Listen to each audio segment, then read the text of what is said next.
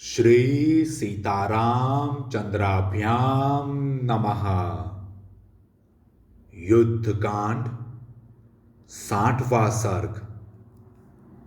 अपनी पराजय से दुखी हुए रावण की आज्ञा से सोए हुए कुंभकर्ण का जगाया जाना और उसे देखकर वानरों का भयभीत होना। भगवान श्री राम के बाणों और भय से पीड़ित हो राक्षस राज रावण जब लंकापुरी में पहुंचा तब उसका अभिमान चूर चूर हो गया था।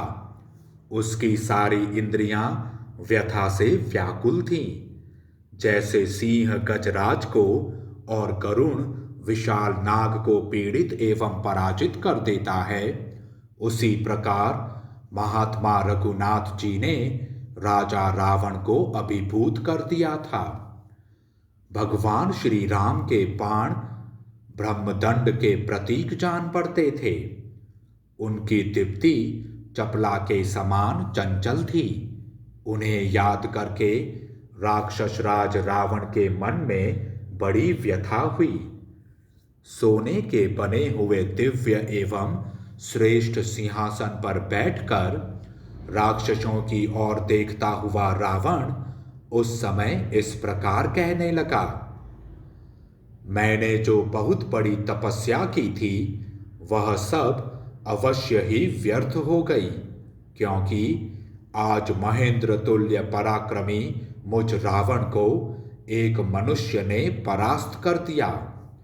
ब्रह्मा जी ने मुझसे कहा था कि तुम्हें मनुष्यों से भय प्राप्त होगा। इस बात को अच्छी तरह जान लो।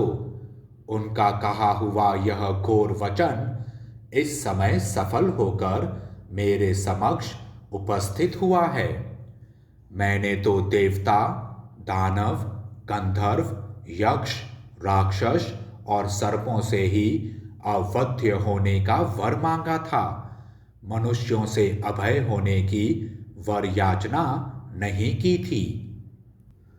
पूर्व काल में इक्ष्वाकु वंशी राजा अनरण्य ने मुझे शाप देते हुए कहा था कि राक्षसाधम, कुलांगार, दुर्मते, मेरे ही वंश में एक ऐसा श्रेष्ठ पुरुष उत्पन्न होगा जो तुझे पुत्र, मंत्री, सेना, अश्व और सारथी के सहित सम्रांगण में मार डालेगा। मालूम होता है कि अनरण्य ने जिसकी ओर संकेत किया था, यह दशरथ कुमार राम वही मनुष्य हैं। इसके सिवा पूर्व काल में मुझे वेदवती ने भी शाप दिया था, क्योंकि मैंने उसके साथ बलात्कार किया था। जान पड़ता है वही यह महाभागा जनक नंदिनी सीता होकर प्रकट हुई हैं। इसी तरह उमा, नंदीश्वर, रंभा और वरुण कन्या ने भी जैसा जैसा कहा था वैसा ही परिणाम मुझे प्राप्त हुआ है। सच है, ऋषियों की बात कभी झूठी नहीं होती। ये शाप ही मुझ पर भय अथवा संकट लाने में कारण हुए हैं। इस बात को जानकर अब तुम लोग आए हुए संकट को टालने का प्रयत्न करो। राक्षस लोग राजमार्गों तथा गोपुरों के शिखरों पर उनकी रक्षा के लिए डटे रहें। साथ ही जिसके गांभीर्य की कहीं तुलना नहीं है, जो देवताओं और दानवों का दर्प दलन करने वाला है तथा ब्रह्मा जी के शाप से प्राप्त हुई निद्रा जिसे सदा अभिभूत किए रहती है, उस कुंभकर्ण को भी जगाया जाए। प्रहस्त मारा गया और मैं भी सम्रांगण में परास्त हो गया, ऐसा जानकर महाबली रावण ने राक्षसों की भयानक सेना को आदेश दिया कि तुम लोग नगर के दरवाजों पर रहकर उनकी रक्षा के लिए यत्न करो, परकोटों पर भी चढ़ जाओ और निद्रा के अधीन हुए कुंभकर्ण को जगा दो। मैं तो दुखी, चिंतित और अपूर्ण काम होकर जाग रहा हूँ, और वह राक्षस काम भोग से अचेत हो बड़ी निश्चिंतता के साथ सुखपूर्वक सो रहा है। वह कभी 9, कभी 7, कभी 10 और कभी 8 मास तक सोता रहता है। यह आज से 9 महीने के पहले मुझसे सलाह करके सोया था। अतः तुम लोग महाबली कुंभकर्ण को शीघ्र जगा दो।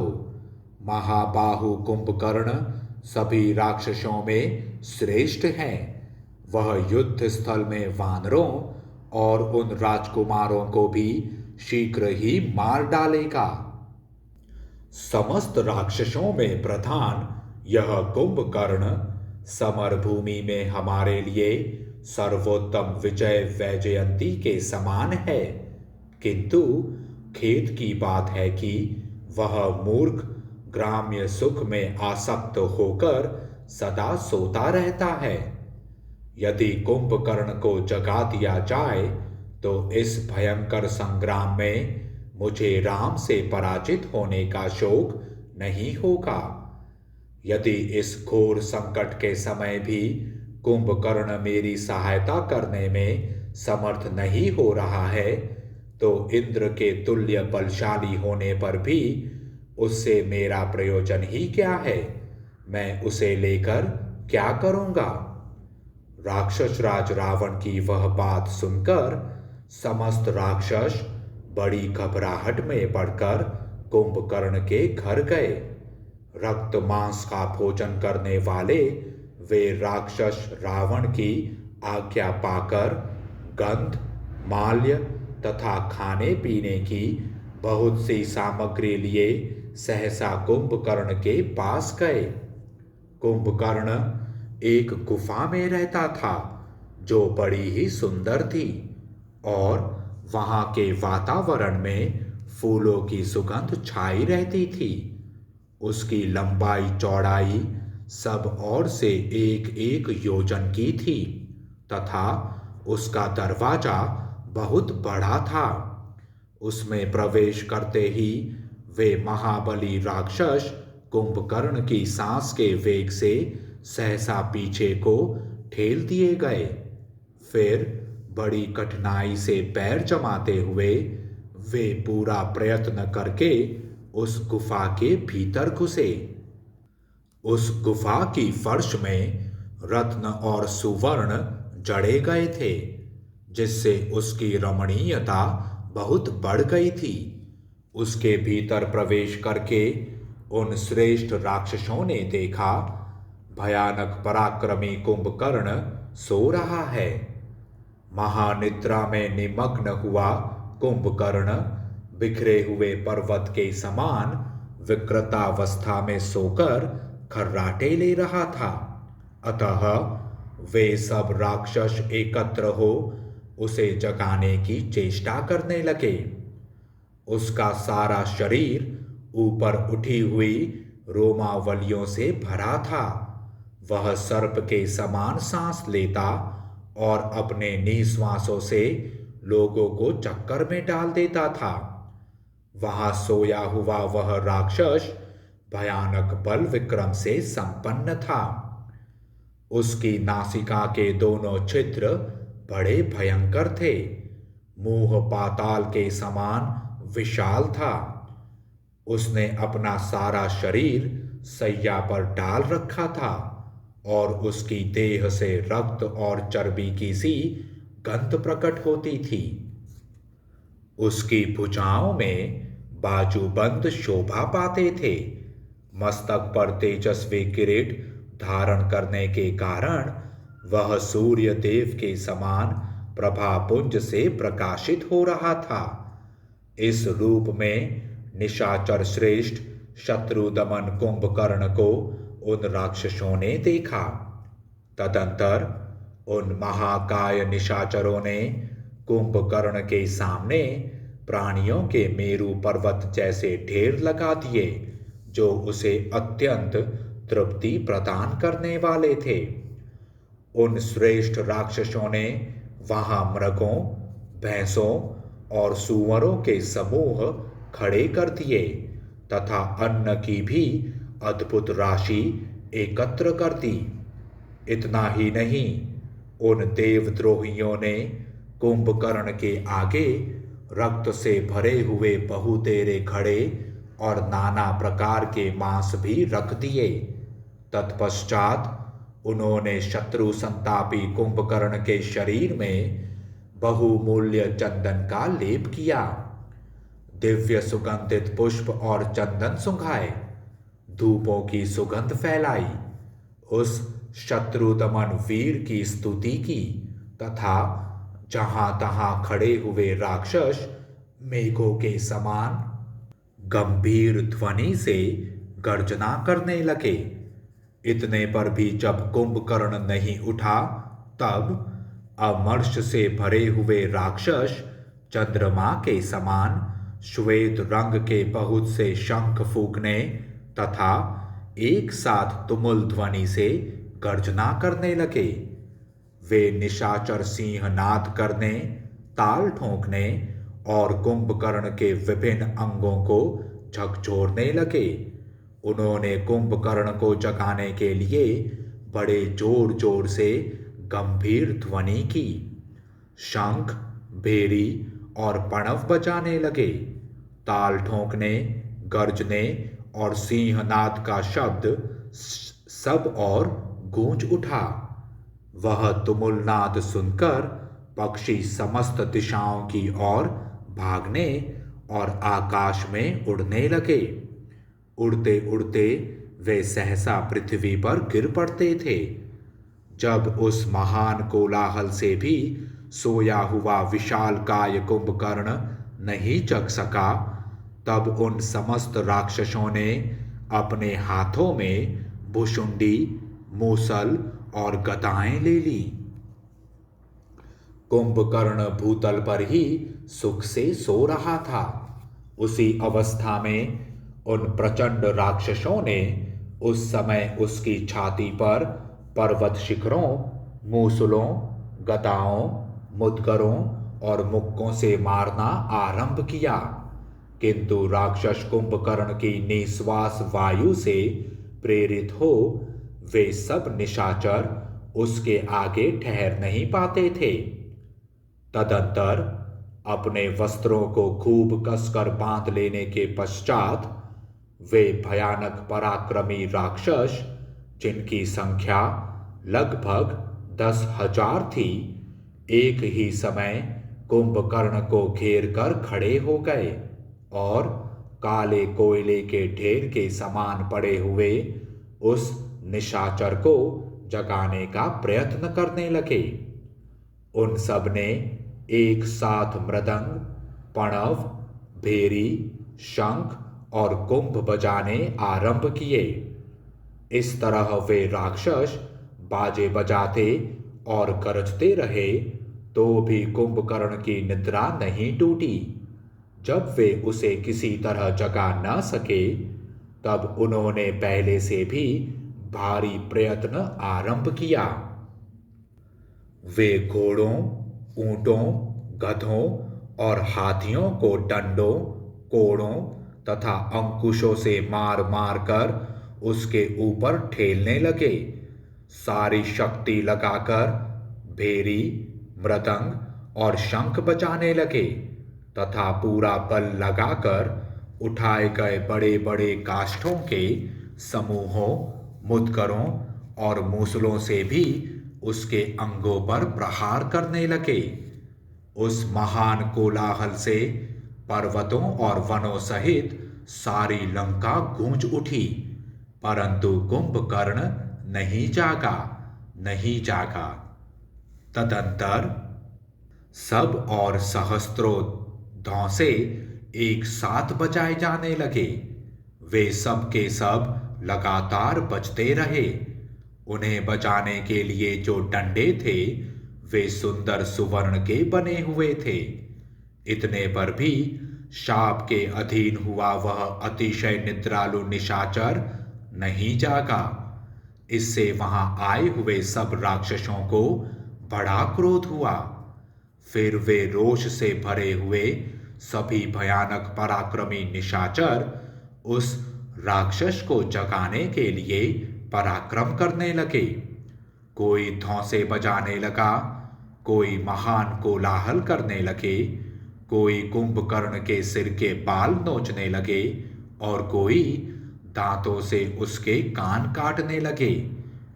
दूसरे राक्षसों ने उसके दोनों कानों में 100 घड़े पानी डाल दिए, तो भी महानिद्रा के वश में पड़ा हुआ कुंभकर्ण टस से मस नहीं हुआ। दूसरे बलवान राक्षस कांटेदार मुदगर हाथ में लेकर उन्हें उसके मस्तक, छाती तथा अन्य अंगों पर गिराने लगे।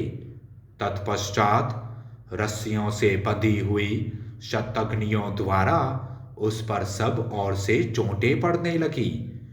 फिर भी उस महाकाय राक्षस की नींद नहीं टूटी। इसके बाद उसके शरीर पर हजारों हाथी दौड़ाए गए। तब उसे कुछ स्पर्श मालूम हुआ और वह जाग उठा। यद्यपि उसके ऊपर पर्वत शिखर और वृक्ष गिराए जाते थे, तथापि उसने उन भारी प्रहारों को कुछ भी नहीं गिना। हाथियों के स्पर्श से जब उसकी नींद टूटी, तब वह भूख के भय से पीड़ित हो अंगड़ाई लेता हुआ सहसा उछलकर खड़ा हो गया। उसकी दोनों भुजाएं नागों के शरीर और पर्वत शिखरों के समान जान पड़ती थी। उन्होंने वज्र की शक्ति को पराजित कर दिया था। उन दोनों बाहों और मुंह को फैलाकर जब वह निशाचर जम्हाई लेने लगा, उस समय उसका मुख बड़वा नल के समान विकराल जान पड़ता था।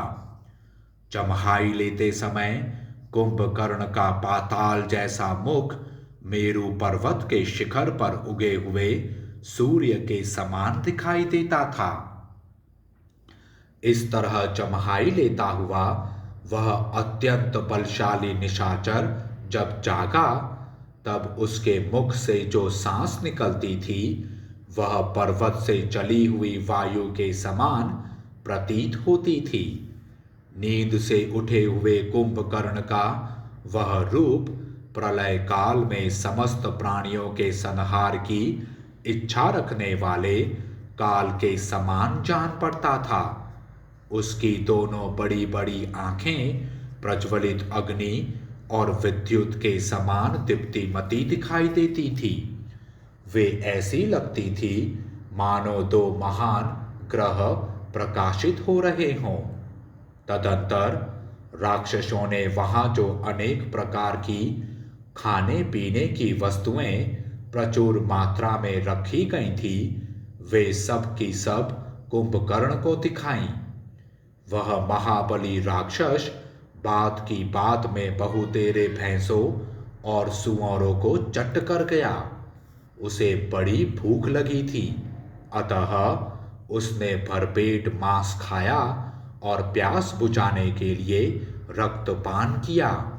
तदंतर उस इंद्रद्रोही निशाचर ने चर्बी से भरे हुए कितने ही घड़े साफ कर दिए और वह कई घड़े मदिरा भी पी गया। तब उसे तृप्त जानकर राक्षस उछल उछल कर उसके सामने आए और उसे सिर झुका प्रणाम करके उसके चारों ओर खड़े हो गए। उस समय उसके नेत्र निद्रा के कारण अप्रसन्न कुछ कुछ खुले हुए थे और मलिन जान पड़ते थे। उसने सब और दृष्टि डालकर वहां खड़े हुए निशाचरों को देखा। निशाचरों में श्रेष्ठ कुंभकर्ण ने उन सब राक्षसों को सांत्वना दी और अपने जगाए जाने के कारण विस्मित हो उनसे इस प्रकार पूछा, तुम लोगों ने इस प्रकार आदर करके मुझे किस लिए जगाया है? राक्षस राज रावण कुशल से है ना?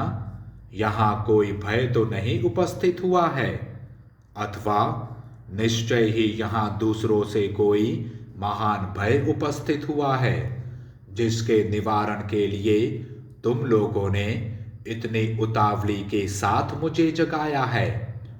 अच्छा, तो आज मैं राक्षस राज के भय को उखाड़ फेंकूंगा, महेंद्र पर्वत या इंद्र को भी चीर डालूंगा और अग्नि को भी ठंडा कर दूंगा।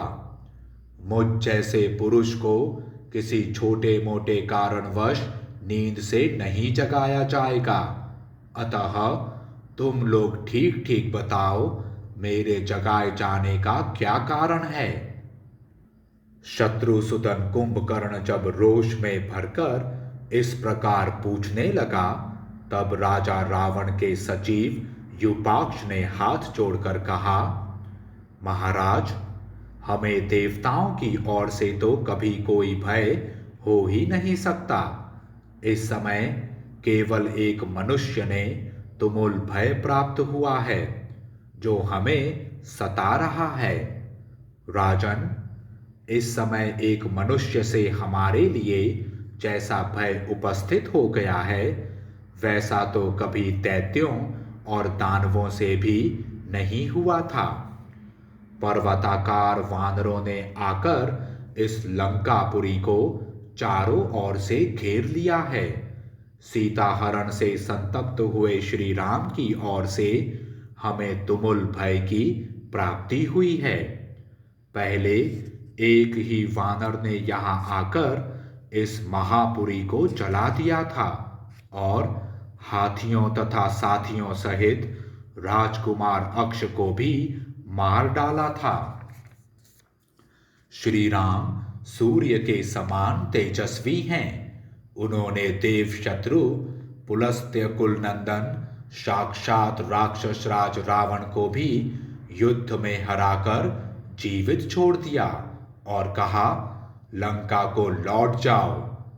महाराज की जो दशा देवता, दैत्य और दानव भी नहीं कर सके थे, वह राम ने कर दी। उनके प्राण बड़े संकट से बचे हैं। युद्ध में भाई की पराजय से संबंध रखने वाली यूपाक्ष की यह बात सुनकर कुंभकर्ण आंखें फाड़ फाड़ कर देखने लगा और यूपाक्ष से इस प्रकार बोला, यूपाक्ष, मैं अभी सारी वानर सेना को तथा लक्ष्मण सहित राम को भी रणभूमि में परास्त करके रावण का दर्शन करूंगा। आज वानरों के मांस और रक्त से राक्षसों को तृप्त करूंगा और स्वयं भी राम और लक्ष्मण के खून पीऊंगा। कुंभकर्ण के बड़े हुए रोष दोष से युक्त अहंकार पूर्ण वचन सुनकर राक्षस योद्धाओं में प्रधान महोदर ने हाथ जोड़कर यह बात कही, महाबाहो, पहले चलकर महाराज रावण की बात सुन लीजिए, फिर गुण दोष का विचार करने के पश्चात युद्ध में शत्रुओं को परास्त कीजिएगा। महोदर की यह बात सुनकर राक्षसों से घिरा हुआ महातेजस्वी महाबली कुंभकर्ण वहां से चलने की तैयारी करने लगा। इस तरह सोए हुए भयानक नेत्र, रूप और पराक्रम वाले कुंभकर्ण को उठाकर वे राक्षस शीघ्र ही दशमुख रावण के महल में गए। दशग्रीव उत्तम सिंहासन पर बैठा हुआ था। उसके पास जा सभी निशाचर हाथ जोड़कर बोले, राक्षसेश्वर, आपके भाई कुंभकर्ण जाग उठे हैं, कहिए वे क्या करें? सीधे युद्ध स्थल में ही पधारें या आप उन्हें यहाँ उपस्थित देखना चाहते हैं? तब रावण ने बड़े हर्ष के साथ उन उपस्थित हुए राक्षसों से कहा, मैं कुंभकर्ण को यहाँ देखना चाहता हूँ, उनका यथोचित सत्कार किया जाए। तब जो आज्ञा कहकर रावण के भेजे हुए वे सब राक्षस पुनः कुंभकर्ण के पास आ इस प्रकार बोले, प्रभु, सर्व राक्षस शिरोमणि महाराज रावण आपको देखना चाहते हैं, अतः आप वहां चलने का विचार करें और पधार कर अपने भाई का हर्ष बढ़ावें। भाई का यह आदेश पाकर महापराक्रमी दुर्जय वीर कुंभकर्ण बहुत अच्छा कहकर शैया से उठकर खड़ा हो गया। उसने बड़े हर्ष और प्रसन्नता के साथ मुंह धोकर स्नान किया और पीने की इच्छा से तुरंत बलवर्धक पेय ले आने की आज्ञा दी। तब रावण के आदेश से वे सब राक्षस तुरंत मद्य तथा नाना प्रकार के भक्ष्य पदार्थ ले आए। कुंभकर्ण 2000 घड़े मद्य गटक कर चलने को उद्यत हुआ। इससे उसमें कुछ ताजगी आ गई तथा वह मतवाला, तेजस्वी और शक्ति संपन्न हो गया। फिर जब राक्षसों की सेना के साथ कुंभकर्ण भाई के महल की ओर चला, उस समय वह रोष से भरे हुए प्रलय काल के विनाशकारी यमराज के समान जान पड़ता था। कुंभकर्ण अपने पैरों की धमक से सारी पृथ्वी को कंपित कर रहा था। जैसे सूर्य देव अपनी किरणों से भूतल को प्रकाशित करते हैं, उसी प्रकार वह अपने तेजस्वी शरीर से राजमार्ग को उद्भासित करता हुआ हाथ जोड़े अपने भाई के महल में गया। ठीक उसी तरह जैसे देवराज इंद्र ब्रह्मा जी के धाम में जाते हैं। राजमार्ग पर चलते समय शत्रुघाती कुंभकर्ण पर्वत शिखर के समान जान पड़ता था। नगर के बाहर खड़े हुए वानर सहसा उस विशालकाय राक्षस को देखकर सेनापतियों सहित सहम गए। उनमें से कुछ वानरों ने शरणागत वत्सल भगवान श्री राम की शरण ली। कुछ व्यथित होकर गिर पड़े, कोई पीड़ित हो संपूर्ण दिशाओं में भाग गए और जहां तहां धराशायी हो गए, और कितने ही वानर भय से पीड़ित हो धरती पर लेट गए। वह पर्वत शिखर के समान ऊंचा था, उसके मस्तक पर मुकुट शोभा देता था। वह अपने तेज से सूर्य का स्पर्श करता सा जान पड़ता था। उस बड़े हुए विशालकाय एवं अद्भुत राक्षस को देखकर सभी वनवासी वानर भय से पीड़ित हो इधर उधर भागने लगे। इस प्रकार श्री वाल्मीकि निर्मित आर्ष रामायण आदि काव्य के युद्ध कांड में 60वां सर्ग पूरा हुआ। जय श्री राम।